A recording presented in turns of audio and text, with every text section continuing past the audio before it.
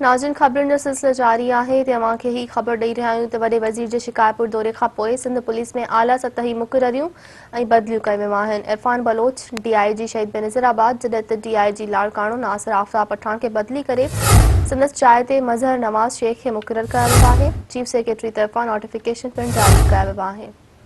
शिकारपुर ज़िले में अमन अमान जी सूरत हाल ख़राब थियण खां पोइ SSP शिकारपुर अमीर सऊद मक्सी खे बदिली करे संदसि जाइ ते तनवीर तुनियो खे मुक़ररु कयो वियो। अमीर सऊद मक्सी खे SSP शहीद बेनज़ीराबाद मुक़ररु कयो वियो। IG पारां नोटिफिकेशन जारी कयो वियो आहे। हिकु भेरो ॿीहर अवां सां ही ख़बर शेयर पिया कयूं त वॾे वज़ीर जे शिकारपुर दौरे खां पोइ सिंध पुलिस में आला सतही मुक़ररियूं ऐं बदिलियूं कयूं आहिनि।